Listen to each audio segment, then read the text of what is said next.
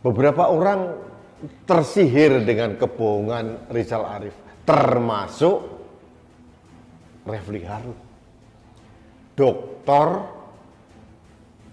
ahli hukum tata negara yang sangat terkenal dan sekarang menjadi oposan karena sakit hati, kena prank sama penjahat kudisan selevel Rizal Arif. Kena pranknya di mana? Dia diundang di podcastnya Refli Harun, kemudian diwawancarai dan dia mengatakan mengglorifikasikan dirinya bahwa dia adalah mantan napi teroris, dia bomber Sarinah dan sebagainya dan sebagainya.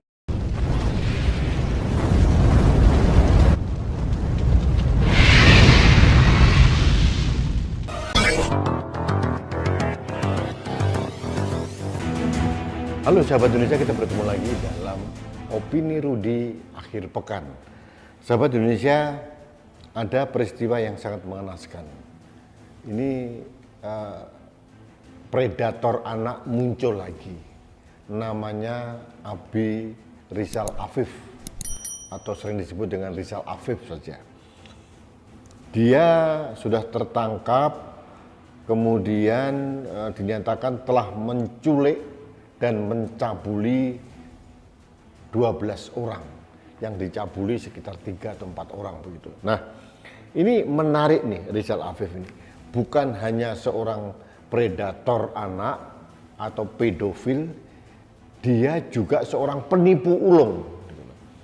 Jadi orang ini mengaku dirinya adalah mantan napi teroris.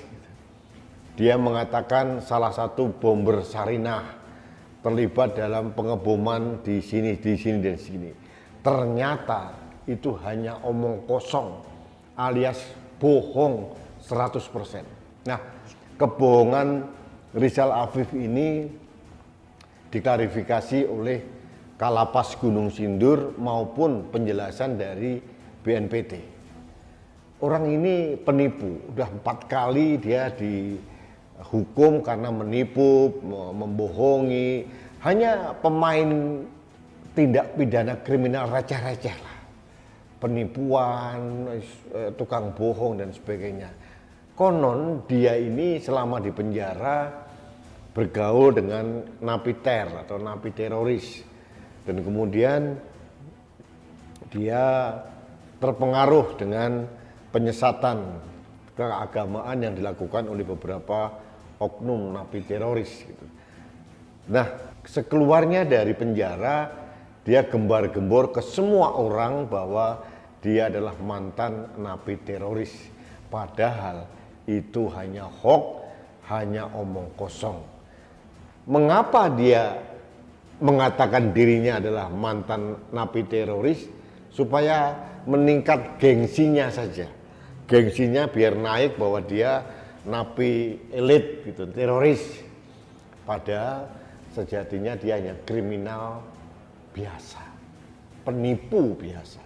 Nah, orang ini mempunyai multitasking negatif yang berlipat-lipat. Selain dia adalah penipu, pembohong, dia juga ternyata mempunyai penyimpangan seksual. Dia menculik anak, dan 12 anak ini menurut pengakuan sudah di brainwash dengan paham keagamaan, dan penipuannya lucu sebenarnya. Penipuan dan penculikannya lucu. Itu pura-pura dia mengadakan operasi masker, dia mengatakan dirinya polisi, kemudian menangkap yang bersangkutan, mengambil HP-nya gitu. Beberapa orang tersihir dengan kebohongan Rizal Arif, termasuk Refli Harun, doktor ahli hukum tata negara yang sangat terkenal dan sekarang menjadi oposan karena sakit hati, kena prank sama penjahat kudisan selevel Rizal Arif. Kena pranknya di mana?